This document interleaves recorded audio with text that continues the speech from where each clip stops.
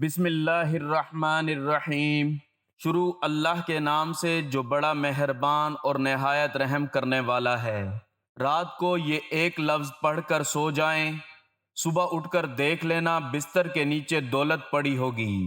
یقین نہیں آتا تو آزما کر دیکھ لیں۔ محترم ناظرین، آپ نے زندگی میں کبھی بھی اس طرح نہیں دیکھا ہوگا کہ آپ کے ہاتھوں میں دولت آ گئی۔ آپ رات کو سوئے تو صبح آپ نے دیکھا کہ گھر میں ہر طرف دولت ہی دولت ہے۔ یہ جو وظیفہ ہے، یہ جو عمل ہے، یہ اس طرح کر کے دیکھیے گا۔ آپ ایک دفعہ پورے یقین کے ساتھ اس وظیفے کو کر لیں۔ اگر ہاتھوں میں دولت نہ آئی تو پھر کہنا، کیونکہ جو عمل، جو وظیفہ میں آپ کو بتانے جا رہا ہوں، اس عمل کو، اس وظیفے کو رات کو آپ نے سونے سے پہلے ضرور کر لینا ہے۔ اس عمل کے بعد دولت کو آپ سے پیار ہو جائے گا، دولت آپ پر عاشق ہو جائے گی، آپ کا ساتھ زندگی بھر نہیں چھوڑے گی۔ جتنا مرضی بھی آپ خرچ کر لیں، پیسہ آپ کے پاس سے ختم نہیں ہوگا۔ آپ لوگوں سے گزارش ہے کہ اس وظیفے کو نوٹ فرما لیں، غور سے سن لیں، تاکہ آپ لوگ اس سے فائدہ حاصل کر سکیں۔ بہت ہی آزمودہ اور آسان وظیفہ ہے۔ یہ ایسی پرفیکٹ تسبیح ہے، ایسی طاقتور تسبیح ہے۔ انشاءاللہ رات کو جب آپ یہ تسبیح پڑھ کر سوئیں گے تو صبح دولت کا ضرور انتظام ہو جائے گا۔ آپ لوگوں سے گزارش ہے کہ جو تسبیح آپ کو بتاؤں گا اس کو پوری توجہ کے ساتھ آپ نے سن لینا ہے، تاکہ بعد میں آپ لوگوں کے لیے کوئی مسئلہ بھی نہ بنے، کوئی پریشانی بھی نہ بنے۔ آج کل کے دور میں ہر شخص مالی مشکلات میں نظر آ رہا ہے، چاہے وہ کوئی مزدور ہے یا چاہے کوئی افسر ہے۔ کئی لوگوں کے منہ سے یہ بات سننے میں آتی ہے کہ گھر کے اخراجات اتنے بڑھ گئے ہیں، پیسوں سے گزارا ہی نہیں ہوتا، جتنے مرضی پیسے کما لیں پیسے پورے ہی نہیں ہوتے۔ انشاءاللہ آج کا یہ وظیفہ آپ کر لیں گے تو آپ کے رزق میں اتنا اضافہ اللہ پاک فرما دیں گے، غیبی ہاتھوں سے، غیب سے آپ کے لیے اتنی دولت آ جائے گی کہ آپ کے گھر کے جتنے بھی دولت اور رزق کے حوالے سے پریشانیاں ہیں، مشکلات ہیں، وہ ہمیشہ ہمیشہ کے لیے میرا اللہ ختم فرما دے گا۔ اللہ والو، میری آپ سے ایک گزارش ہے، میں کئی بار اپنی ویڈیو میں بتا چکا ہوں، اللہ پاک سے آپ پورے یقین اور پوری امید کے ساتھ مانگا کرو، اور جب آپ کا یقین پختہ ہوگا تو اللہ پاک آپ کو ضرور عطا فرما دیں گے۔ اللہ پاک کے خزانے بہت وسیع ہیں، آپ کی مشکلات تمام کی تمام دور ہو جائیں گی۔ وہ تمام مشکلات جو زندگی بھر آپ کا پیچھا نہیں چھوڑ رہی تھیں، اللہ کے فضل و کرم سے دور ہو جائیں گی۔ اللہ پاک آپ کو اتنا رزق، اتنی دولت سے مالا مال کر دیں گے۔ تو میرے بھائیوں، اس تسبیح سے آپ کی زندگی کے وہ تمام مسائل ختم ہو جائیں گے جو پوری زندگی ختم ہی نہیں ہو رہے تھے۔ چاہے آپ قرض کی دلدل میں ہیں تو میرا اللہ اس وظیفے کی برکت سے، اس تسبیح کی برکت سے آپ کو اس دلدل سے نکال دے گا۔ یا آپ کے گھر کے اخراجات بہت زیادہ ہیں، انکم بہت تھوڑی ہے، تو اللہ پاک ایسے وسیلے پیدا کر دے گا، ایسی جگہ سے آپ کو غیب کے خزانوں سے رزق عطا فرما دے گا کہ آپ کی جو بھی مشکل ہے وہ ہمیشہ ہمیشہ کے لیے ختم ہو جائے گی۔ محترم ناظرین، جو کچھ بھی میری زندگی میں ہو رہا ہے، جو چیز ملی، جو چیز نہ ملی، جو ملی وہ لکھی ہوئی تھی، جو نہ ملی وہ میری قسمت میں نہیں تھی۔ میں نے اس کو حاصل کرنے کی کوشش کی، لیکن پھر بھی وہ چیز نہ ملی۔ اس پہ میں مطمئن ہوں اور مجھے اللہ سبحانہ و تعالیٰ پہ یقین ہے۔ آپ خود کو پورا کا پورا اللہ کو سونپ دیں۔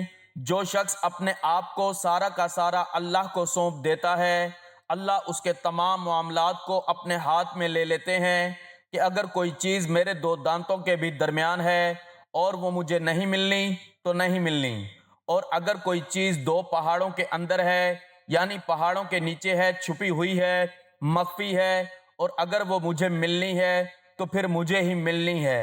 اور کچھ لوگ ایسے موجود ہیں آپ کے گرد، آپ دیکھیں گے کہ ان کے ساتھ بڑے سے بڑا حادثہ ہو جاتا ہے لیکن ان کے منہ سے شکایت کا ایک جملہ بھی نہیں نکلتا، یعنی اللہ سے شکایت اور سوال ہی پیدا نہیں ہوتا کہ کبھی انہوں نے زندگی میں کہا ہو کہ اللہ نے میرے ساتھ یہ کیوں کیا ہے۔ وہ ہمیشہ نادم ہوتے ہیں۔ اللہ سے ڈر جا، جان لے اللہ ہے، تو آپ اللہ تعالیٰ کو اپنے ہر معاملے میں پائیں گے کہ اللہ نے تیرے تمام معاملات کو اپنے ہاتھ میں لے لیا۔ جب مانگو اللہ سے مانگو، دعا کرو اللہ سے، اور یہ جان لو کہ جو چیز تمہارے حق میں لکھی ہے تو وہ پہنچ کر رہے گی، چاہے پوری دنیا جمع ہو جائے اسے روکنے کے لیے، اور اگر اللہ نے کچھ نہیں لکھا تو چاہے پوری دنیا جمع ہو جائے اس کو دینے کے لیے تو نہیں دے سکتی۔ اگر میں آپ سے پوچھوں کہ جب آپ یہ بات اللہ سبحانہ و تعالیٰ پہ لے آتے ہیں تو جو کچھ اللہ سبحانہ و تعالیٰ نے لکھا ہے وہ بہترین ہے، میری بہتری کے لیے ہے۔ اور جب ہم یہ سوچتے ہیں، اور جتنے بھی قلم ہیں، ویسے تو لوح محفوظ میں جس قلم نے لکھا ہے وہ ایک ہے، اس کے علاوہ اور بھی بہت سے قلم ہیں، اس پہ ہم بات کریں تو جب مجھے پتہ لگ جاتا ہے کہ اس قلم نے ہر چیز لکھ دی ہے، اور وجود میں آنے سے 50,000 سال پہلے جو ہے وہ لکھ دیا، تو ہمارا اللہ سبحانہ و تعالیٰ پہ توکل بڑھ جاتا ہے، ہماری اللہ تعالیٰ سے محبت بڑھ جاتی ہے، ہمارا یقین اللہ تعالیٰ پہ بڑھ جاتا ہے، ہمارا پختہ ایمان ہو جاتا ہے، اور ہم یہ سمجھتے ہیں اور ہم اس پہ ایمان لے آتے ہیں جو کچھ بھی میری زندگی میں ہو رہا ہے، جو چیز ملی، جو چیز نہ ملی، جو ملی وہ لکھی ہوئی تھی، جو نہ ملی وہ میری قسمت میں نہیں تھی، میں نے کوشش کی لیکن پھر بھی وہ چیز نہ ملی، اس پہ میں مطمئن ہوں اور مجھے اللہ تعالیٰ پہ یقین ہے۔ آپ دیکھ لیں کہ کچھ لوگوں کو جب بھی کوئی تھوڑا سا نقصان ہوتا ہے، کوئی مالی یا معاشی نقصان ہوتا ہے، تو لوگ ڈپریشن کا شکار ہو جاتے ہیں، برداشت نہیں کر پاتے تو وہ ڈپریشن کی طرف چلے جاتے ہیں۔ لہٰذا مسلمان جو یقین رکھتا ہے تقدیر پہ، اللہ سبحانہ و تعالیٰ کی قدرت پہ، تو وہ سچا مسلمان ہوتا ہے، اور جب بھی اس کو کوئی آزمائش آتی ہے تو وہ صبر کرتا ہے اس بات سے کہ جو میرے رب نے، اللہ سبحانہ و تعالیٰ نے لکھا ہے وہ میرے لیے بہتر ہے۔ ہم کیوں اتنا زیادہ پریشان ہو جاتے ہیں؟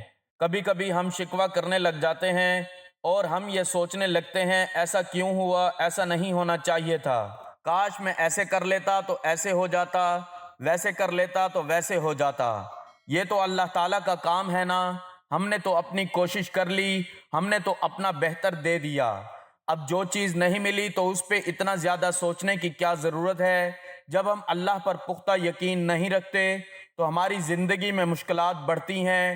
اس سے پہلے کہ ہم اپنی چیزوں کے بارے میں سوچنے لگیں، کہ ہم چیزوں کے بارے میں تجزیہ کرنے لگیں، ہمیں سوچنا چاہیے کہ ہمارا یقین اللہ تعالیٰ پر پختہ ہے، اور کیا ہمارا ایمان مضبوط ہے، کہ کیا ان چیزوں کے پیچھے ایک مطلب ہے، اللہ تعالیٰ نے ایک خاص مقصد رکھا ہوا ہے، جو بھی چیزیں ہماری زندگی میں ہو رہی ہیں کیا اس پہ ہمارا ایمان ہے؟ اگر ہے تو اپنا آپ اللہ کو سونپ دیں، اپنا پورا کا پورا آپ۔ جو شخص اللہ کو اپنا سارا کا سارا آپ سونپ دیتا ہے، پھر اللہ اس کے تمام معاملات کو اپنے ہاتھ میں لے لیتا ہے۔ قرآن کی آیت ہے، سورۃ لقمان کی آیت نمبر 22 ہے، ترجمہ: اور جو شخص اپنا چہرہ اللہ کے سپرد کر دے اور وہ نیکی کرنے والا ہو تو یقیناً اس نے مضبوط کڑے کو اچھی طرح پکڑ لیا، اور تمام کاموں کا انجام اللہ ہی کی طرف ہے۔ جب آپ اپنے معاملات اللہ کو سپرد کر دیتے ہیں تو آپ ٹھنڈ میں پڑ جائیں گے۔ مسئلہ یہ ہے کہ ہم اپنا آپ اللہ کو سپرد ہی نہیں کرتے، ہم خود خدا بنے بیٹھے ہیں، ہمیں ہر چیز ہماری مرضی کی چاہیے ہوتی ہے، اور ہم جو ہے وہ اللہ تعالیٰ کو چیلنج کر دیتے ہیں۔ عبداللہ بن عماس رحمہ اللہ کا ایک بڑا زبردست قول ہے کہ جب ہم اللہ تعالیٰ پر ایمان لے کر آتے ہیں، توحید پہ ایمان لے کر آ رہے ہیں، کیونکہ توحید یہی ہے نا کہ اللہ کے تمام ارکان پہ ایمان لے کر آنا ہے۔ توحید اسماء و صفات کہ یہ تو ٹھیک ہے، ہم نے مان لیا اللہ ایک ہے، لیکن ساتھ میں ہم یہ بھی تو مانے نا کہ اللہ کے جتنے بھی پاک نام ہیں، جتنے بھی اوصاف ہیں، اللہ کی صفتیں ہیں، جتنے بھی ارکان ہیں، ان پر بھی تو ایمان لانا ہے نا۔ تو اللہ کی ایک صفت الحکیم ہے۔ ابن عباس رضی اللہ تعالیٰ عنہ نے کہا کہ اگر ہم اللہ پر ایمان رکھتے ہیں، اس کے اوصاف پر ایمان رکھتے ہیں، تو ایسے بندے کی زندگی میں سکون آتا ہے۔ جب بھی آپ کونسلنگ کریں، جس کے ہاتھ سے کچھ چلا گیا ہے، وہ اس چیز کو، صدمے کو برداشت نہیں کر رہا، تو تقدیر پر یقین رکھیں، اس کو سکون آئے گا انشاءاللہ۔ یہ میرا ذاتی تجربہ بھی ہے کہ اس بندے کو آپ انبیاء کی مثالیں دیں، ان کے ساتھ کیا کیا ہوا، اور پھر انہوں نے صبر کیا اور ان کا ایمان اللہ کی تقدیر پہ تھا۔ جو پختہ یقین رکھتا ہے وہ ایک اور ویژن کے ساتھ چل رہا ہوتا ہے۔ اس کا دل سکون میں ہوتا ہے کہ جو ملا وہ قسمت میں تھا، جو نہیں ملا وہ قسمت میں نہیں تھا۔ یہ ایک سادہ سا خوبصورت جملہ ہے، جو قسمت میں نہیں تھا نہیں ملا۔ حضرت عبیدہ بن صامت متقی صحابی تھے، بہت بڑے صحابی تھے۔ جب وہ بستر مرگ پہ تھے اور ظاہر ہے کہ وہ بیمار تھے یا ان کی موت آنے کو تھی، اور ان کا بیٹا ان کے پاس موجود تھا، اور انہوں نے اپنے بیٹے کو کیا زبردست نصیحت کی، جس سے آپ سوچیں کہ ان کے بیٹے کو زندگی میں جتنی بھی مشکلات آنے والی ہیں، ان کے جانے کے بعد تو ان کا بیٹا ہمیشہ باپ کی اس نصیحت کو یاد رکھے گا، اور یہ چیز اس سے مشکلوں سے لڑنے کی طاقت اور مضبوطی دے گی۔ اور کیا گرومنگ ہوگی ایسے بچے کی، اور کیا ہی وہ نڈر قسم کا بچہ بنے گا۔ انہوں نے زبردست بات کی۔ انہوں نے اپنے بیٹے کو کہا کہ میرے پیارے بیٹے، تو تب تک ایمان کا مزہ نہیں چکھے گا، ایمان کی مٹھاس کا مزہ نہیں چکھے گا، جب تک تو خود اس نتیجے پر نہ پہنچ جائے کہ جو تیری طرف کوئی تکلیف آ گئی ہے تو اس نے تیری ہی طرف آنا تھا، اور کسی کے ذریعے ہو کے نہیں آئی ہے۔ اس نے آنا تیری طرف تھا، بندش کی وجہ سے نہیں آئی ہے، بلکہ اس نے تیری ہی طرف آنا تھا، اور وہ چیز جو تیری طرف نہیں آئی اور جو تجھے نہیں ملی، یعنی کہ کچھ تو حاصل کرنا چاہتا ہے اور وہ چیز تجھے نہیں ملی، تو وہ چیز تجھے ملنی ہی نہیں تھی۔ کتنی خوبصورت بات ہے۔ جیسے حضرت عمر بن خطاب کا بھی ایک قول ہے نا کہ میرا دل جو ہے وہ سکون پہ ہے، اسی طرح غالباً ایک اور صحابی کا قول ہے کہ اگر کوئی چیز میرے دو دانتوں کے بھی درمیان ہے اور وہ مجھے نہیں ملنی تو نہیں ملنی، اور اگر کوئی چیز دو پہاڑوں کے اندر ہے، یعنی پہاڑوں کے نیچے ہے، چھپی ہوئی ہے، مخفی ہے، اور اگر وہ مجھے ملنی ہے تو پھر مجھے ملنی ہے، کیونکہ اللہ تعالیٰ ہر چیز کے بارے میں جانتے ہیں۔ حضرت عبادہ بن صامت سمیت نے یہ زبردست نصیحت کی۔ وہ اپنے بچوں کو ترغیب دے رہے ہیں کہ اس پر ایمان رکھو بیٹا، تمہاری زندگی آسان ہو جائے گی، اور انسان اتنا صابر ہو جائے کہ فرشتے بھی اسے سلام کریں۔ اور کچھ لوگ ایسے موجود ہیں آپ کے ارد گرد، آپ دیکھیں گے کہ ان کے ساتھ بڑے سے بڑا حادثہ ہو جاتا ہے، لیکن ان کے منہ سے شکایت کا ایک جملہ بھی نہیں نکلتا، یعنی اللہ سے شکایت کا تو سوال ہی پیدا نہیں ہوتا کہ کبھی انہوں نے زندگی میں کہا ہو کہ اللہ نے میرے ساتھ یہ کیوں کیا ہے۔ وہ ہمیشہ نادم ہوتے ہیں، ہمیشہ وہ توبہ کرتے رہتے ہیں کہ میری ہی خطا ہے، میری ہی خطا ہے۔ یا کوئی بہت بڑا حادثہ ان کے ساتھ ہو جائے تو اس میں بھی وہ صبر کرتے ہیں، اور ایسے لوگوں کو فرشتے بھی سلام کرتے ہیں اور ان لوگوں پہ سلامتی بھیجتے ہیں۔ فرشتوں میں اللہ تعالیٰ ایسے لوگوں کا معیار بلند سے بلند کرتے ہیں۔ مصائب و آلام، مصیبت و پریشانیوں پر شکوہ کو ترک کر دینا صبر ہے۔ حقیقت یہ ہے کہ صبر کرنا مشکل کام ہے، کیونکہ اس میں مشقت اور حوصلہ کی ضرورت ہوتی ہے، لیکن اس کا انعام بہت زیادہ ہے۔ صبر ایک عظیم نعمت ہے جو مقدر والوں کو نصیب ہوتی ہے۔ صبر کا دین اسلام میں بڑا مقام ہے، اور اللہ تعالیٰ کے برگزیدہ بندوں کی منازل میں سے ایک منزل صبر کی بھی ہے۔ آزمائش پر صبر اللہ تعالیٰ کی بشارت کا ذریعہ ہے۔ دنیا میں رہتے ہوئے انسان کو مختلف طرح کی مشکلات کا سامنا کرنا پڑتا ہے۔ اگر ان مشکلات کو اللہ تعالیٰ کی رضا کے لیے برداشت کر لیا جائے تو ایسے صبر کرنے والوں کو اجر کی خوشخبری اللہ خود دیتا ہے۔ اللہ جل شانہ فرماتے ہیں، اور ہم ضرور بالضرور تمہیں آزمائیں گے، کچھ خوف اور بھوک سے، اور کچھ مالوں اور جانوں اور پھلوں کے نقصان سے۔ اور اے حبیب صلی اللہ علیہ وآلہ وسلم، آپ ان صبر کرنے والوں کو خوشخبری سنا دیں جن پر کوئی مصیبت پڑتی ہے تو وہ کہتے ہیں بے شک ہم بھی اللہ ہی کا مال ہیں اور ہم بھی اس کی طرف پلٹ کر جانے والے ہیں۔ رب کی رضا کے لیے صبر کرنے والوں کو آخرت میں حسین گھر کی خوشخبری دی گئی ہے، اور ہم نے اسے دنیا میں بھی بھلائی عطا فرمائی، اور بے شک وہ آخرت میں بھی صالحین میں سے ہوں گے۔ صبر کرنے والوں کی حضور صلی اللہ علیہ وآلہ وسلم سے حوض کوثر پر ملاقات ہوگی۔ غزوہ حنین کا مال غنیمت تقسیم کرتے ہوئے حضور صلی اللہ علیہ وآلہ وسلم نے انصار سے مخاطب ہو کر فرمایا، ان قریب تم دیکھو گے کہ بہت سے معاملات میں لوگوں کو تم پر ترجیح دی جائے گی، تم اس پر صبر کرنا حتیٰ کہ تم اللہ اور اس کے رسول صلی اللہ علیہ وآلہ وسلم سے جا ملو، کیونکہ میں حوض کوثر پر ہوں گا۔ انصار نے کہا ہم عنقریب صبر کریں گے۔ حضرت عبداللہ بن عمرو بن عاص رضی اللہ تعالیٰ عنہ روایت کرتے ہیں کہ حضور نبی اکرم صلی اللہ علیہ وآلہ وسلم نے فرمایا، قیامت والے دن جب اللہ تعالیٰ تمام مخلوق کو اکٹھا کرے گا تو پکارنے والا پکارے گا، صبر کرنے والے کہاں ہیں؟ فرمایا کچھ لوگ اٹھیں گے جو تعداد میں کم ہوں گے اور وہ جلدی جلدی جنت کی طرف جائیں گے۔ راستے میں انہیں فرشتے ملیں گے جو ان سے پوچھیں گے، ہم آپ لوگوں کو دیکھ رہے ہیں کہ آپ جنت کی طرف بڑی تیزی سے بڑھ رہے ہیں، آخر آپ ہیں کون؟ وہ لوگ جواب دیں گے کہ ہم اہل صبر ہیں۔ فرشتے پوچھیں گے کہ آپ نے کس بات پر صبر کیا؟ وہ جواب دیں گے ہم نے اللہ تعالیٰ کی اطاعت پر اور گناہوں سے بچنے پر صبر کیا۔ اس وقت ان سے کہا جائے گا کہ جنت میں داخل ہو جائیں، بے شک صبر کرنے والوں کا یہی اجر ہے۔ حضرت عمر رضی اللہ تعالیٰ عنہ فرماتے ہیں کہ ہم نے اپنی زندگی کے بہترین اوقات حالت صبر میں پائے ہیں۔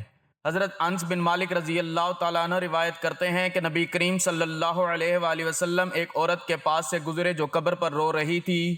آپ صلی اللہ علیہ وآلہ وسلم نے فرمایا کہ اللہ سے ڈرو اور صبر کرو۔ عورت نے کہا کہ دور ہو جا، تجھے وہ مصیبت نہیں پہنچی جو مجھے پہنچی ہے۔ اس نے آپ صلی اللہ علیہ وآلہ وسلم کو پہچانا نہیں۔ اس سے کہا گیا تو وہ نبی کریم صلی اللہ علیہ وآلہ وسلم کے پاس آئی اور عرض کیا، میں نے آپ صلی اللہ علیہ وآلہ وسلم کو پہچانا نہ تھا۔ آپ صلی اللہ علیہ وآلہ وسلم نے فرمایا کہ صبر ابتدائی صدمہ کے وقت ہوتا ہے۔ ایک مومن کا اس بات پر ایمان ہونا چاہیے کہ ہمارا اصل مددگار صرف اللہ ہی ہے۔ چنانچہ اللہ سے مدد حاصل کرنے کے کئی طریقے ہیں، جن میں سے 3 طریقے درج ذیل ہیں۔ نمبر 1، عمل میں اخلاص پیدا کرنا۔ ہماری جدوجہد اور عمل میں اخلاص ہو تو اللہ کی مدد کا حصول ہوگا۔ عمدۃ القاری میں ہے، آپ صلی اللہ علیہ وآلہ وسلم ہر پریشان کن معاملے میں نماز کا سہارا لیتے تھے، اور قرآن میں بھی نماز کے ذریعے اللہ سے مدد مانگنے کا حکم ہے۔ قرآن مجید میں ہے، وَاسْتَعِینُوا بِالصَّبْرِ وَالصَّلَاةِ وَإِنَّهَا لَكَبِیرَةٌ إِلَّا عَلَى الْخَاشِعِینَ۔ ترجمہ، اور مدد لو صبر اور نماز سے، اور بے شک وہ نماز دشوار ضرور ہے مگر جن کے قلوب دلوں میں خشوع ہے ان پر کچھ بھی دشوار نہیں۔ صبر اور دعا۔ دعا مومن کا ہتھیار ہے۔ ہر موقع پر دعا کے ذریعے مومن رب کی رضامندی اور مدد حاصل کرتا ہے، اور مصائب پر صبر کرنے سے بھی اللہ کی مدد آتی ہے۔ جو مومن صبر کے ساتھ اللہ کو پکارتا ہے تو اللہ تعالیٰ ہر بلا سے نجات دیتا ہے اور مدد کرتا ہے۔ قرآن مجید میں ہے، ترجمہ، اے ایمان والو، صبر اور نماز سے سہارا حاصل کرو، بلا شبہ حق تعالیٰ صبر کرنے والوں کے ساتھ رہتے ہیں۔ عمل میں اخلاص۔ نماز صبر اور دعا کے ذریعے اللہ کی مدد حاصل کی جا سکتی ہے، تاہم اس کے علاوہ اور بھی اسباب ہیں جن کے ذریعے اللہ کی مدد حاصل ہوتی ہے۔ ایک بار حضرت ابن عباس رضی اللہ تعالیٰ عنہ رسول اللہ صلی اللہ علیہ وآلہ وسلم کے ساتھ جا رہے تھے، اور راستے میں اللہ کے نبی صلی اللہ علیہ وآلہ وسلم نے ان کے کندھے پہ ہاتھ رکھا اور انہوں نے کہا، اے ابن عباس، میں تجھے کچھ الفاظ سکھاؤں گا۔ اور پھر وہ پوری ایک لمبی حدیث ہے جس میں انہوں نے اللہ کے نبی صلی اللہ علیہ وآلہ وسلم نے ابن عباس کو کہا کہ اللہ سے ڈر جا، جان لے اللہ ہے، اور تو یہ دیکھے گا کہ اللہ نے تیرے معاملات کو اپنے ہاتھ میں لے لیا۔ جب مانگ اللہ سے مانگ، دعا کر اللہ سے، اور جان لے کہ اگر کوئی چیز تیرے حق میں لکھی ہے تو پہنچ کے رہے گی، چاہے پوری دنیا جمع ہو جائے اسے روکنے کے لیے، اور اگر اللہ نے کچھ بھی نہیں لکھا تو چاہے پوری دنیا جمع ہو جائے اس کو دینے کے لیے تو نہیں دے سکتی۔ قلم لکھ چکے ہیں اور صفحے خشک ہو چکے ہیں۔ جو لوگ سوچتے ہیں کہ مجھ پہ کسی نے کالا جادو کرا دیا ہے، مجھے نظر بد لگی، نظر بد حق ہے، کالا جادو حق ہے، ہو جاتا ہے۔ اللہ تعالیٰ ہر چیز پر قادر ہے، وہ شیاطین کا بھی رب ہے۔ ہم نے کبھی اس طرح سے دیکھا ہے کیا؟ اس طرح سے سوچا ہے؟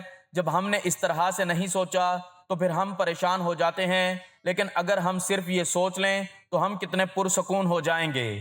ہمیں اللہ سے مدد مانگنی چاہیے، اور ہمیں اللہ پر توکل کرنا چاہیے۔ ہمیں اللہ کے ناموں کا ذکر کرنا چاہیے۔ ہمیں اللہ تعالیٰ کے ناموں کا ذکر کر کے دعا کرنی چاہیے، قرآن مجید کی تلاوت کرنی چاہیے، اور صرف اللہ سے امید لگانی چاہیے، اللہ پہ توکل کرنا چاہیے۔ اس عمل کو اپنے پاس پوری توجہ سے نوٹ فرما لیں، ایک نوٹ بک لے لیں، پین لے لیں، کیونکہ بعد میں لوگ کمنٹس میں پوچھتے رہتے ہیں کہ وظیفے کی ہمیں سمجھ نہیں آئی، وظیفے کو ہم کس طرح کریں۔ سب سے پہلی میری ان تمام بہنوں سے گزارش ہے کہ اس وظیفے کو اپنے خاص ایام میں بالکل بھی نہ کرنا۔ یہ اللہ پاک کے 3 صفاتی نام میں آپ کو بتاؤں گا، اور ساتھ سورۃ کوثر کا وظیفہ بتاؤں گا، اور آپ روزانہ رات کو سوتے وقت کر لیں، انشاءاللہ آپ کے مال و دولت میں، آپ کے رزق میں بے پناہ اضافہ ہو جائے گا۔ اس وظیفے کو آپ نے زیادہ نہیں صرف 3 دن کرنا ہے۔ 3 دن آپ پورے یقین کے ساتھ کر لیں تو صبح آپ اٹھ کر دیکھیں گے چوتھے دن آپ کے پاس غیبی طریقوں سے رزق، مال و دولت آ چکا ہوگا۔ آپ نے باوضو حالت میں اپنے بستر پر جب آپ سونے کے لیے جائیں تو سب سے پہلے 3 مرتبہ اول آخر درود شریف اس وظیفے سے پہلے پڑھ لیں، اور کوشش کریں کہ جب آپ یہ وظیفہ شروع کریں اس دوران آپ نے کسی سے بات نہیں کرنی۔ آپ نے سب سے پہلے ان 3 ناموں کی ایک تسبیح پڑھ لینی ہے۔ پورے 3 ناموں کو ایک ملا کر پڑھیں گے تو وہ ایک شمار ہوگا۔ میں بتا دیتا ہوں، میں پڑھ لیتا ہوں آپ لوگوں کے سامنے۔ پھر آپ نے اس طرح پڑھنا ہے، یا غنی، یا وہاب، یا رزاق، ایک شمار کرنا ہے۔ پھر اسی طرح یا غنی، یا وہاب، یا رزاق دوبارہ سن لیں۔ یہ پورے 3 نام ایک دفعہ پڑھیں گے تو وہ ایک شمار ہوگا۔ ایک تسبیح آپ نے اس کی پڑھ لینی ہے اور 11 مرتبہ سورۃ کوثر پڑھ لینی ہے۔ پھر اپنے اللہ سے دعا کرنی ہے۔ محترم ناظرین، آپ نے رات کو سونے سے پہلے اللہ تعالیٰ کے مبارک ناموں کی ایک تسبیح اور سورۃ کوثر کی پڑھنی ہے، جس کا ذکر میں ابھی پہلے کر چکا ہوں۔ آپ نے رات کو سونے سے پہلے سونے کی دعا پڑھنی ہے۔ اس کے بعد آپ نے درود پاک پڑھنا ہے، اللہم صلی علی محمد وعلی آل محمد کما صلیت علی ابراہیم وعلی آل ابراہیم انک حمید مجید، اللہم بارک علی محمد وعلی آل محمد کما بارکت علی ابراہیم وعلی آل ابراہیم انک حمید مجید۔ درود پاک پڑھنے کے بعد آپ نے اللہ تعالیٰ کے مبارک نام یا غنی، یا وہاب، یا رزاق، یا غنی، یا وہاب، یا رزاق کی ایک تسبیح پڑھنی ہے، اور اس کے بعد آپ نے 11 مرتبہ سورۃ الکوثر پڑھنی ہے، انا اعطیناک الکوثر فصلی لربک وانحر ان شانئک ھو الابتر۔ آخر میں پھر درود پاک پڑھنا ہے اور خود کو اللہ تعالیٰ کے حوالے کر کے سو جانا ہے۔ صرف 3 دن آپ یہ عمل کر لیں، چوتھے دن آپ کے پاس دولت خود چل کر آئے گی، دولت آپ پر عاشق ہو جائے گی۔ یہ ذکر کرتے ہوئے، یہ وظیفہ کرتے ہوئے، اس تسبیح کو پڑھتے ہوئے آپ نے سو جانا ہے۔ آپ نے اس عمل کو کر کے سونا ہے، یہ اپنی زندگی کا معمول بنا لیں۔ یقین کریں میرے بھائیوں، میرے دوستوں، بہنوں، آپ لوگ حیران رہ جائیں گے اس عمل کے بارے میں، اور زیادہ نہیں بتا سکتا۔ اس عمل میں اتنا دم ہے، اس عمل کی اتنی طاقت ہے، ایک دفعہ آپ کر لیں گے تو آپ خود حیران رہ جائیں گے۔ 3 دن کا یہ وظیفہ زندگی میں کر لو تو میں ایک دعوے کے ساتھ کہتا ہوں کہ آپ پوری زندگی مجھے جھولیاں اٹھا کر دعائیں دو گے کہ کسی نے کوئی وظیفہ بتایا تھا۔ جب آپ اپنے ہاتھوں میں دیکھیں گے کہ اتنا پیسہ، اتنی دولت، اتنا رزق کہاں سے آ گیا، آپ کے لیے یہ سمجھنا مشکل ہو جائے گا، جاننا مشکل ہو جائے گا کہ میں نے ایسا کون سا کام کر دیا ہے۔ پہلے بھی میں یہی کام کرتا تھا، لیکن اللہ پاک نے اتنے رزق سے مجھے نواز دیا ہے، اتنا پیسہ عطا فرما دیا ہے کہ مجھے سمجھ ہی نہیں آ رہی۔ تمام ناظرین سے میری گزارش ہے کہ اس عمل کو ان تمام لوگوں کے ساتھ ضرور شیئر کریں جن کا گزارا مشکل سے ہو رہا ہے، جو مفلسی کا شکار ہیں، تنگی میں زندگی گزار رہے ہیں۔ تو اللہ پاک کے نام سے اپنے اللہ کو پکاریں گے تو ان کی اس مشکل کو اللہ پاک دور فرما دے گا، اس کا اجر آپ کو بھی ملے گا۔ جب ایک تو آپ اللہ پاک کے صفاتی نام اس مبارک وظیفے کو دوسروں کے ساتھ شیئر کریں گے، ایک اس کا ثواب ملے گا، اور دوسرا جب ان کی مشکل ختم ہو جائے گی تو دوسرے طریقے سے آپ ان کی مدد کر رہے ہیں، اس سے بھی آپ کو بہت زیادہ اجر و ثواب ملے گا۔ آپ اس وظیفے کو خود بھی کریں اور ان تمام لوگوں کو بتائیں۔ اللہ پاک اس وظیفے کی برکت سے اپنے پیارے مبارک ناموں کے صدقے آپ کی مشکل کو آسان فرمائے۔ میری اللہ پاک سے دعا ہے کہ میرے جتنے بھی دیکھنے اور سننے والے ہیں، اللہ پاک ان کی مشکل کو دور فرمائے اور ان کو بہترین رزق عطا فرمائے۔ ان کے اوپر جو قرض کی پریشانی ہے، جو قرض میں پھنس چکے ہیں، اللہ پاک ان کا قرض دور فرمائے، آمین ثم آمین۔ ناظرین، آپ نے اللہ تعالیٰ پر یقین رکھنا ہے اور مکمل یقین کے ساتھ آپ روزانہ یہ عمل کریں۔ اللہ تعالیٰ آپ کے معاملات میں آسانی پیدا کرے گا اور آپ کے رزق میں بھی برکت عطا کرے گا۔ میری اللہ تعالیٰ سے دعا ہے کہ اللہ تعالیٰ میرا سنانا اور آپ کا سننا اپنی بارگاہ الہی میں قبول و منظور فرمائے، آمین ثم آمین۔ اگر آپ کو آج کی ویڈیو اچھی لگی ہے تو ویڈیو کو لائک، شیئر اور کمنٹ میں اللہ تعالیٰ کے 99 ناموں میں سے ایک نام ضرور شیئر کریں۔ اللہ تعالیٰ ہم سب کا حامی و ناصر ہو، آمین، جزاک اللہ۔